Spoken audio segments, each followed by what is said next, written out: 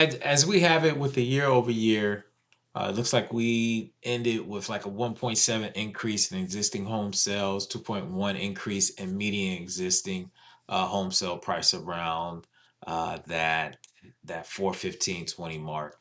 So these are some of the things that we look at when we're looking at the market. Like I said, towards the end of 2025, we were definitely having a positive pattern moving towards the positive, looking on the up and up for the real estate market. So that's something that we truly look at.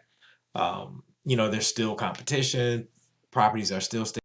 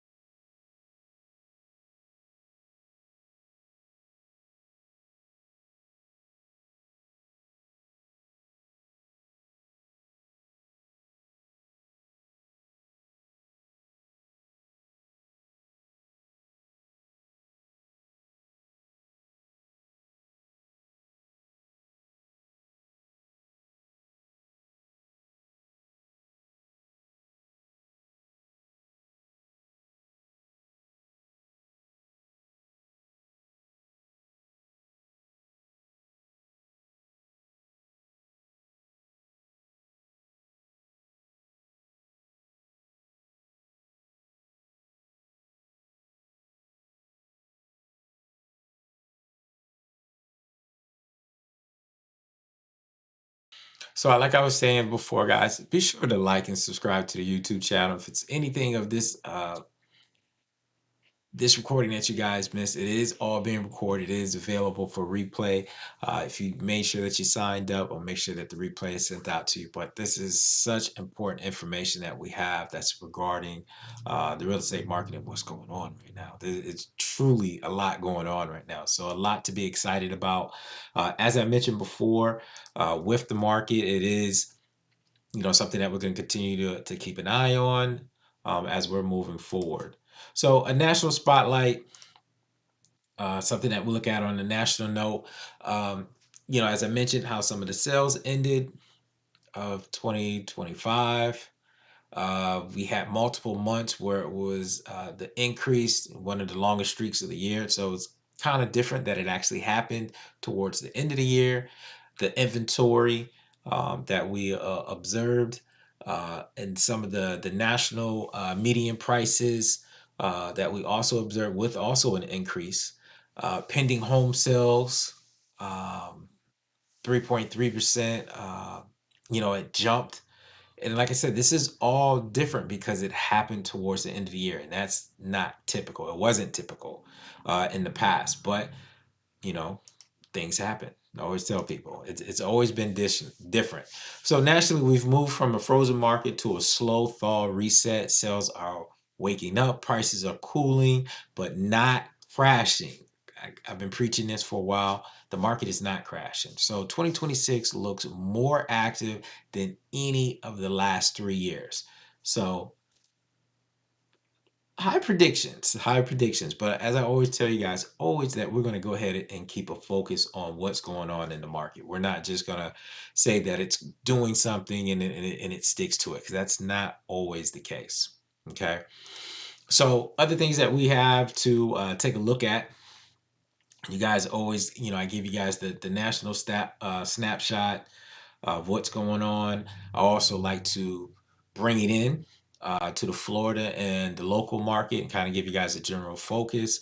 Um, Different things that we've been really looking at is the rise in insurance prices. Insurance prices, for some strange reason, have been going up.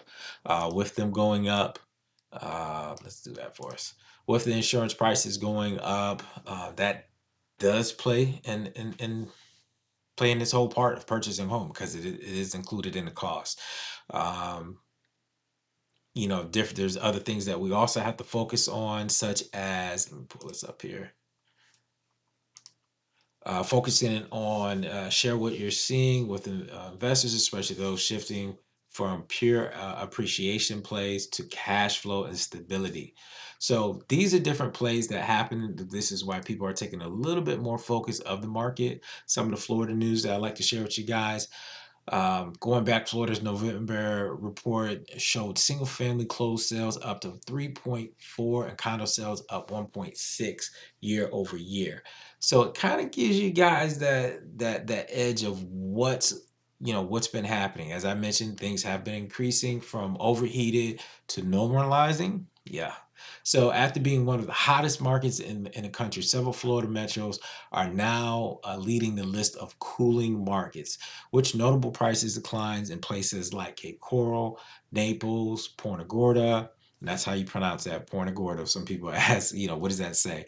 A sign of normalization, not collapse. So I know we've been seeing some prices that were adjusted and people are like, oh, is it finally crashing?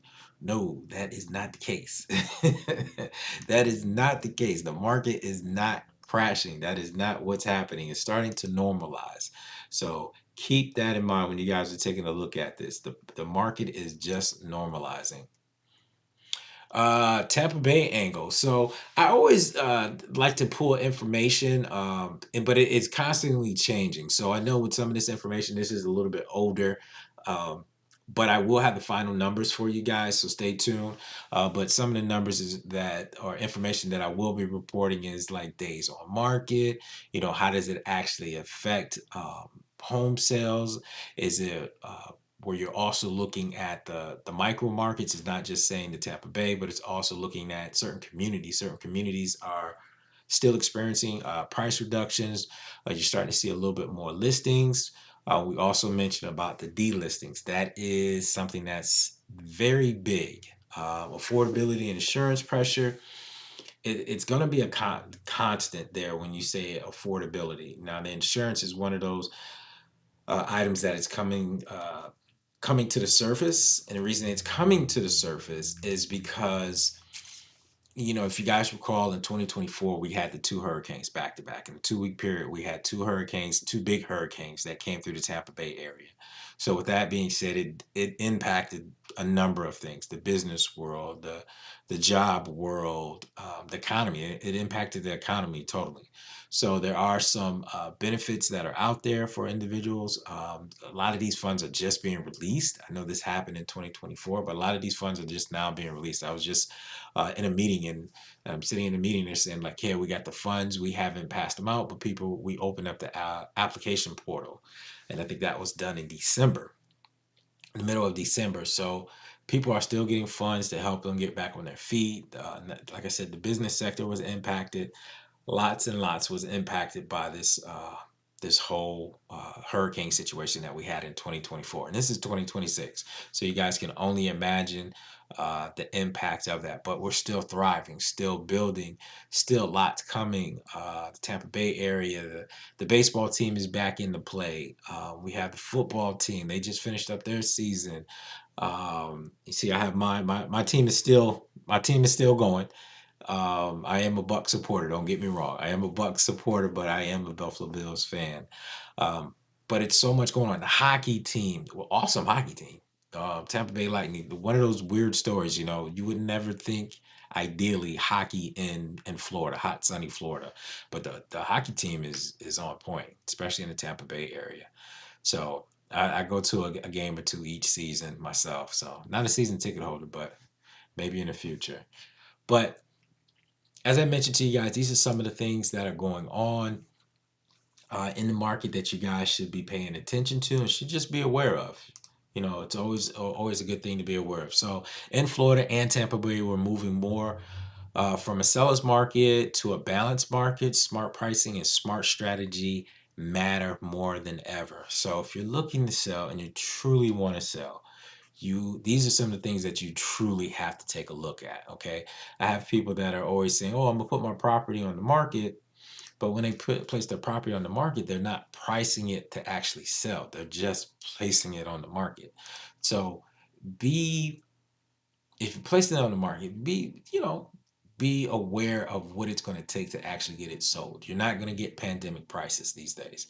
That is not the situation. You're not going to get pandemic prices. You're not going to get the pandemic uh, under contract within an hour type scenario.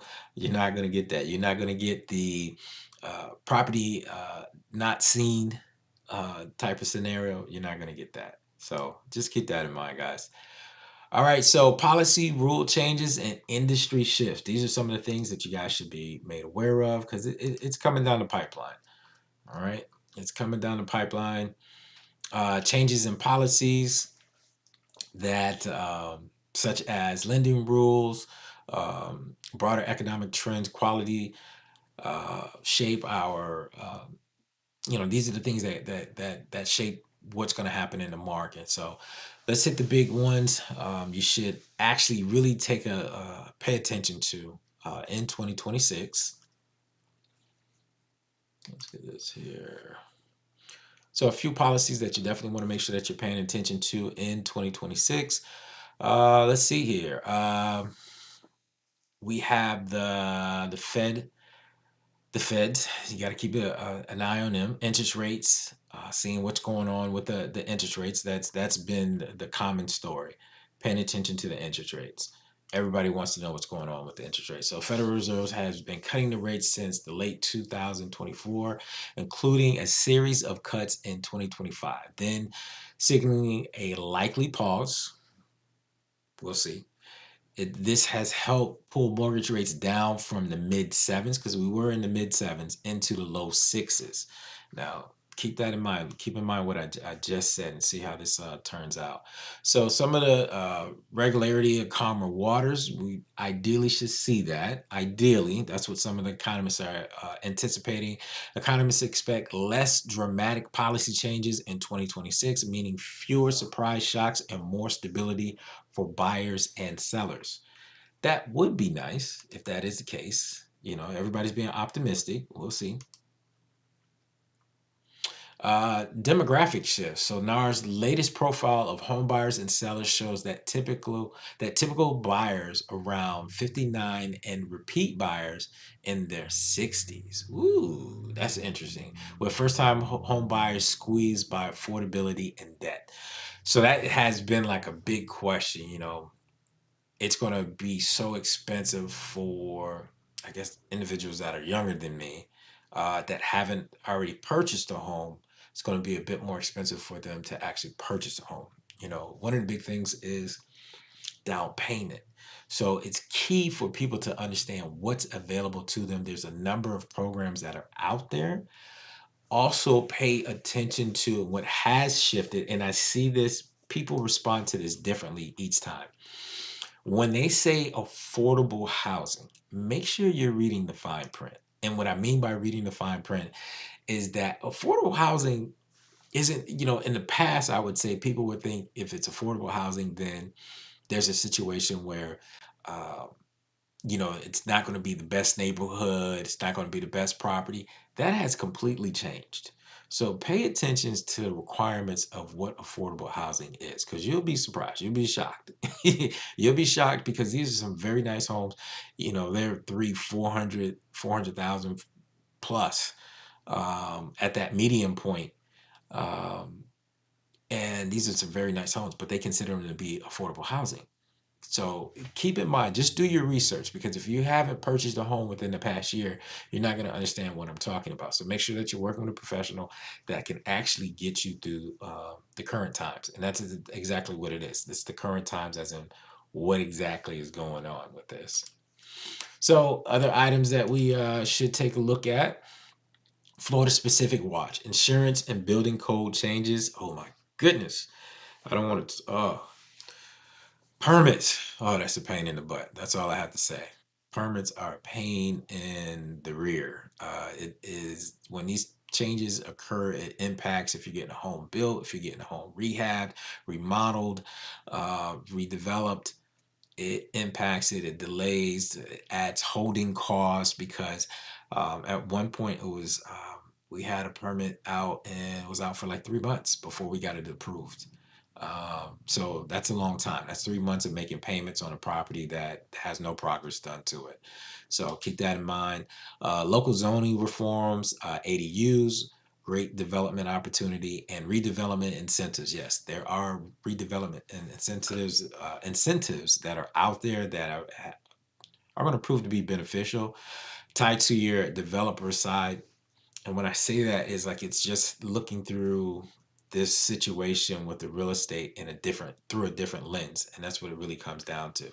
So multi-gen and stay put. That's going to be a big thing. More families choosing multi-generational living and renovations over selling, partly due to affordability and golden handcuffs from very low existing rates.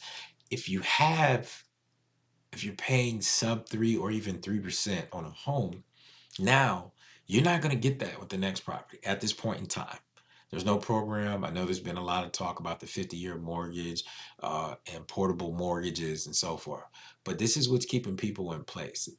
Multi-generational, people are finding that they can build additional space on their property, on their land that they have. They're taking advantage of that right now. Because now they have a little bit more control because they own the land and they can now build and get loans against that.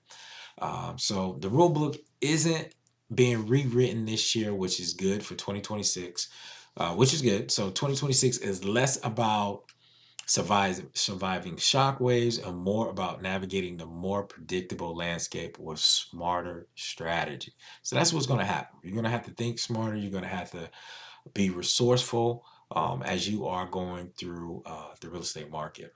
So rates and financing, another topic that keeps coming up with rates sitting. Actually, they're going to be now. I read a report since I put this together that the rates just hit a all-time low. I think a 3-year low. So with that being said, that is something really to consider. So things are happening. Get ready so you don't, or stay ready so you don't have to get ready, because a lot of people say, "Oh, just wait till the springtime." That's not going to be the case moving forward. I really think the trends that we had in the past, they are being manipulated in some kind of way. So it's really about, if you are ready and you need them, go ahead and move, go ahead and do so. If you need to go ahead and sell, then it may be an opportunity for you just to go ahead and sell, because typically at this time of year, a lot of people weren't placing their homes on the market in the past. They're waiting till the springtime, but the interest rates are at a low right now, extra low, 3-year low. So being at a 3-year low, do you still risk it and wait till the springtime, or you start go ahead and put it on the market if you're in a position to sell right now? And that means being in that mindset, making sure the property is packed up, making sure if it is vacant that you're able to get as many showings as you can, because if you're still living in it, it becomes a challenge, a big challenge, especially in today's market. If you have people that are interested, you want to give them easy access. Make sure it's accessible. I call it accessible. Accessible listings where you can actually have showings where people can actually go by if they're curious. They can go by with their real estate professional and kind of do what they need to do. So, according to this information right here, 30-year fixed conventional around 6.15, 15-year mortgage around 5.4, FHA VA hovering around just under 6. So, with that being said, obviously banks, they add a little bit more when you read this. Just be aware of that. Banks add a little bit more because it is um, the funds that they're going to make off of the loan. So keep that in mind. But it's always, these rates are continuously changing. Each bank is different, so it's not necessarily the same. There's different fees involved. If you're getting a buy down, these rates are very possible plus a little bit less. So keep that in mind as I'm providing you with this information. The overlook for the rest of 2026, multiple forecasts for rates in the 6 and 6.5. I can see that. And some people are saying less than 6. Not a return to the 2 and 3. No. So don't think of that, the 2%, 3% error. I truly don't see that happening. If that did happen, some weird stuff have to happen to the economy. That's all I would have to say. Arms, being creative with creative financing. There's going to be different scenarios for people to have arms, creative financing. Um, there's certain benefits that are going back to the lenders that people need to be aware of that can possibly happen. Um, you have what do we have here? Share how adjustable rate mortgages have grown to about 10% of new loans. So keep, like I was telling you, with the builders are doing, they're doing some type of adjustable rate mortgage, offering low initial payments so they can get you in the deal, but with risk if rates reset higher later. And that's how it was before when we had the financial crisis. A lot of people got held up with that scenario, but they're being a little bit more specific this go around and being a little bit more aware of how they're doing that. Builder incentives and buy downs. We did talk about this before. New construction sellers often offering rate buy downs, closing cost credits, and design incentive. In some cases, new homes are priced lower than resale rivals. Oh man. So if you're thinking about selling your current home that you live in, and you're in a market where you have a lot of builders, you got to really know what's going on with the builders.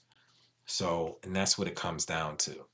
Um, oh, here we go. So, being practical, health is wealth angle. You guys know, if you guys know me, I am a health is wealth advocate. So, I encourage buyers not to stretch into stress. It's going to be different. Buying a home anyways is an emotional roller coaster. So in today's market, it's going to be even more stressful. So that's why I say it's about educating yourself, taking in the information, understanding what's going on in the current market so you're not so brand new. If you are a first time home buyer, go ahead and go through some of these home buyer classes. It's not that you need it for like a credit, which there may be a credit available, but it's also understanding what's new. A lot of people have not purchased in this new and unique market that we've been in for the past year to 2 years. So keep that in mind. Focus on payment comfort and emergency reserves, not just max approval. Don't do that. Don't stress yourself out by going for the max approval. Just because you are approved for 600,000, 700,000 doesn't necessarily mean that you have to buy that high. Keep that in mind. Okay. Rates in the sixes may not feel sexy, but compared to the sevens we just lived through, yeah, sixes are better than the sevens, and the double digit rates from the 80s. 2026 is the year where financing becomes tough but doable for buyers who prepare the right way. So make sure you're preparing. Now, I've had someone recently ask me, they messaged me and they were just like, well, what's your thoughts about the 7%, and when we were at 7% and so forth, or even at 6%, that they really have an issue with it. Truth be told, for me, when I got involved into real estate and I was purchasing properties, um, my rates were in the sevens. I started in the sevens. And I mean, when I say this, not like just last year, I mean like some years ago. Some years ago. So just about 20 years ago, when I got started in real estate, that's what I had. I had 7%, I think 7, 8%. I had 8.5%. These are different mortgage rates that I had, but it had to make sense. And that's what happened. If it made sense, then I went ahead and move forward with it. But I did have rates that were that high. Then you're dealing with your investment sides, and then the rates went up a little bit more. So that's always something that you have to be mindful. It has to work out for you. It has to make sense for you. Okay. So opportunities. We have what? Opportunities and risk plays in 2026. Opportunities are going to be there. They're actually already here. And I speak to a lot of, say, like my investors. I speak with them a lot in regards to some of the opportunities that are already out there. And it's just about if it makes sense and making it make sense and understand what your exit strategy is. Do not get in the deal without knowing what your exit strategy is going to be. Okay. Keep that in mind. So Our move up and stuck. Those are those individuals. Prices are still near record levels. But buyers are more selective. Roughly 18% of listings nationally had price cuts in November, and Florida is even higher in some areas. Yes, we've been experiencing some price cuts, even with the new construction. Price you'll see it if you're tracking properties. You'll see price reductions that are out there. If you price ahead of the market and prepare the home well, you can still sell strong without sitting for months. That's the game plan. Go in with the mindset of getting the property sold. Okay. Uh, Great time to trade, lifestyle. If you want to downsize, move closer to family, relocate. If you're not locked into a 2 to 3% golden handcuffs, yeah, we call them the golden handcuffs. It's an opportunity for you to change the lifestyle a little bit, relocate, do something different. So for our buyers, slightly better affordability, wages now outpacing home price growth, monthly payments expected to decline modestly for the first time since 2020. That would be nice. These are some things to be mindful of. Like I said, right now, I just read the article, I think earlier today, where the rate is currently at a 3-year low. So keep that in mind, guys. We opportunity, get ready so you don't have to. Excuse me, stay ready so you don't have to get ready. I keep mixing that up. But more inventory, less competition than peak pandemic. Makes sense, but still not a flood. Yeah, you're not gonna get the flood of things. So you need to be prepared and decisive. Know what you want. Know what you want. Opportunity in cooling Florida metros and neighborhoods that got overheated in 2021 and 2022. This is key. There is a definitely, um, if you guys have some additional insight, I definitely want to hear what you have to say about the 2021, because we experienced a lot. I want to say that we experienced a lot of uniqueness. Let's see this. I had some people send a message to me, so I just want to say, hey,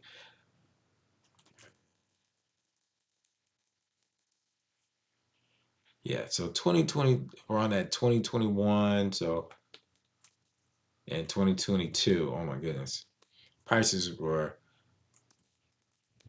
ridiculous. Prices were truly, truly ridiculous, but it happened.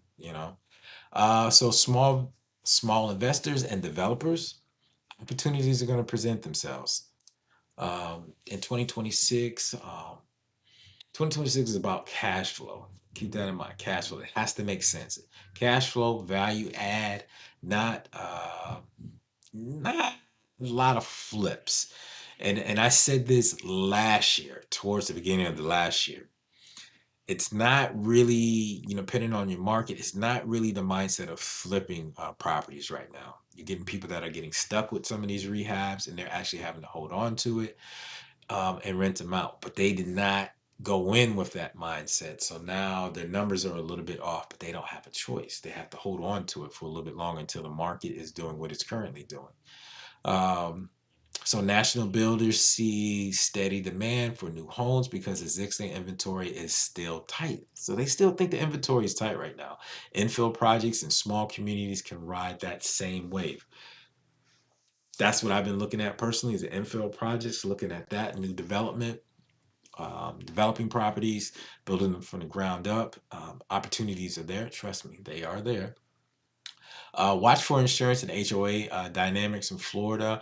Those can make or break your number, especially if you're going into a community where you have HOAs. So if you're purchasing a home in a HOA community, you got to be mindful of those. You're seeing it a lot, especially in like condos. You're seeing it a lot there, where those rates, those HOA fees are going up. They're just going up and up. I was just looking at a condo the other day. HOA fee is almost $1,300 per month, just the HOA fee. So it doesn't make sense when people are just looking at the price on some of these properties, where it's like, hey, it's going to be a challenge, because right now you're looking at just um, just the price, but you got to look at the fees that are involved with that community. When there's so many fees involved with the community, you run into, like, it doesn't make sense. It doesn't make sense to be in that property when, especially with some of the HOAs, they just keep going up and up and up. You know, a couple of $100 here, a couple of $100 there, and that's each month. It makes a difference, guys. So the risk in 2026 isn't that the market crashes, it's that you sit on the sidelines without a plan while other people quietly buy the assets that future wealth will be built on. So if you want to sit on the fence and do nothing and just say, hey, you're just going to wait, there's people out there that are buying properties. Yeah. So take your time. I don't mind you taking your time. So with that being said, guys, we got some Q&A. I know we had some questions that did come through. I want to make sure that we do address those. So I definitely appreciate everybody chiming in. That's man, you guys are awesome. I love it when you guys chime in like that. So some of the things that we want to go ahead and take a quick look at. Let's go see what some of the questions that were already brought up. Give me a second here. So one of the questions that came in, should I wait for lower rates? Um, no, no. If you're in a position where you actually need to buy a home, go ahead and look to move forward. Now, when I say, I don't mean just buy anything, but go ahead and do your shopping, begin the process. Start looking out there. The rates, they're going to do what they're going to do. But what happens is the inventory that you want, it's limited inventory. If you are looking for brand new construction, I know in the Tampa Bay area, there are different builders that are still building. There are people that are doing resales that have homes that are newer. It may be 5 years or less. They may have lived in it for 5 years or less. So a lot of them still on the warranty, so keeping that in mind. Um, so yes, don't just wait for the rates to be lower, because we don't know what's going to happen. Like I said, the rates right now are good. They're reporting good news. Another question that came in, is Florida still a good place to invest? Yeah.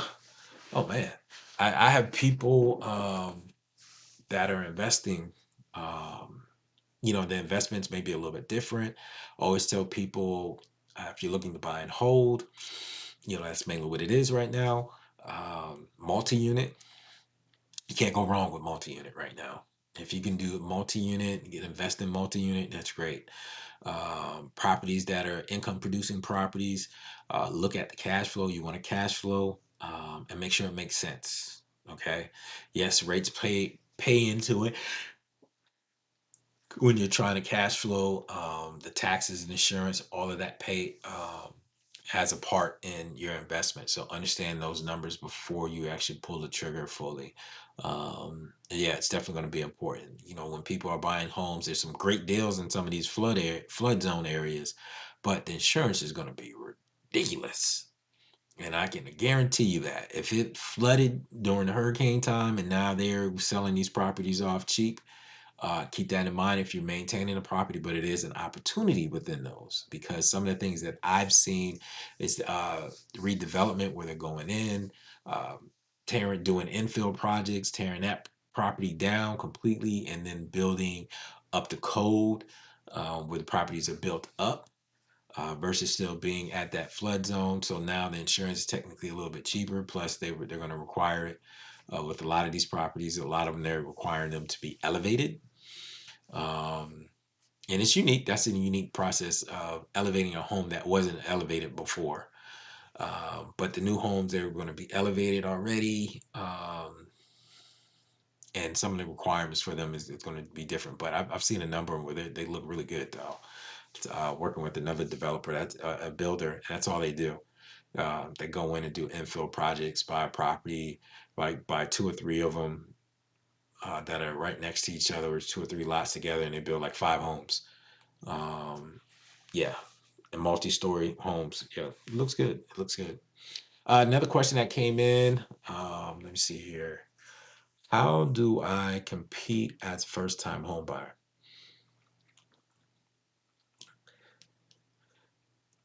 You said the right thing. You're going to have to compete. But there are opportunities out there. The down payment is going to be important to any first time home buyer.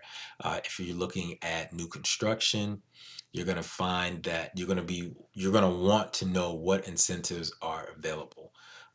If you are a first time home buyer, today's market is going to be a bit different. The days of buying a property with no money down, um, I haven't seen that nowadays, especially with the interest rates where they are. Um, I worked with a lot of people where I used to push that, oh, no money down, you can get a home. And I used to have a lot of people uh, chime in. They would, and then like after that years went by, they started asking me. I was like, that boat has sailed. So, so our first time home buyers, make sure that you're looking into the incentives. If you're looking at new construction, these builders have different incentives. Trust me, they do. Also, look in the county that you're in. The counties are offering different incentives as well, especially with down payment. Um, I have, if you're in the Tampa Bay area and you're looking at a specific property, I can give you access to a program that I have. You input the address and it tells you about the different down payment assistance programs that are available for that specific property. So keeping that in mind, because a lot of times it depends on where the property is located with some of the down payment programs. So keep that in mind moving forward. Feel free to DM me, send me a message. That shouldn't be a problem. I'll make sure that you get that. And that's free. That's not even me.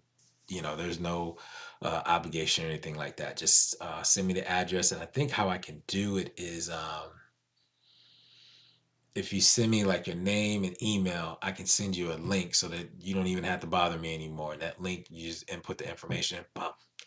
And for the next 6 months down the road, you want to keep using that, you can. So feel free to reach out to me, DM me if you have questions regarding down payment assistance. I work with a few other folks, organizations that provide different types of down payment. And with the down payment, they do like a stacking process where they'll get like 3 to 4 different programs, stack it all together, and help benefit you, help get a property and so forth. So keep that in mind. Um, but other than that, guys, that's what's going on. 2026 is going to be exciting. Um, I'm excited. I'm excited about 2026. If you guys are watching football games, make sure you check out the Bills. They are playing in the playoffs. So wish them luck. This is my playoff hat, so that's why I got it on right now. My niece and nephew got me this hat, so I appreciate them. So, but with that being said, guys, have fun in 2026. If you guys have questions, I have more information that's coming out. If you're looking to invest in real estate, build generational wealth, feel free to contact me. I have a number of free programs that are going to be coming up, especially in the month of December or excuse me, in the month of February, next month, as well as the month of March. So in person opportunity in the month of February is free. You just come, show up. I actually even have some food for you as well. Um, so feel free to reach out to me, DM me. But this is Chris Brown, State of the Real Estate Market. We are having a great time. If you haven't done so already, be sure to like, subscribe to the YouTube channel. Like I said, we not only talk about buying, selling, and investing in real estate, but we talk about hot topics regarding entrepreneurship as well as building generational wealth. Big thank you to everyone. This is my contact information. If you want to reach out to me, you can find me on the social media at ChrisBrownREPro. You'll find that information there. Phone number directly. Feel free to contact me 813-419-3927. Text me. Send me a DM. You can do it all. I'll respond. I'll get back to you. Just keep it in mind. But other than that, guys, we are feeling blessed with the rest. And be sure to have a great 2026. I appreciate you guys tuning in. And for those who are not aware, our next real estate market update will be the 20th, February 20th. So keep that in mind.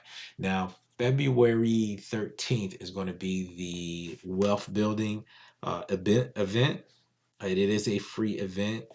Be sure to follow me on social media. I'll make sure that you have that information. I'll be posting it so that you guys can get registered. So it is a limited, it is a very limited space. So I mean, when I say limited, probably no more than 20, maybe a couple of more, but no more than 20 people. So keep that in mind. It is a free event. It'll be in downtown St. Petersburg, Friday, February 13th. More details to come. Follow me on social media. I believe it's already started being posted. They just started to save the date. I think yesterday. So save the date has already been put out there. So look at the Facebook page, look at the YouTube, look at LinkedIn as well. You'll find it in probably even on the Twitch account as well for those who follow us on the Twitch. So keep that in mind. I appreciate you guys. Next event of State of the Real Estate Market will be February 20th, but big in-person event we will have February, Friday the 13th. Friday the 13th. Friday the 13th. All right, guys. So I appreciate you timing in. I appreciate you. Thank you. Have a good one. Take care.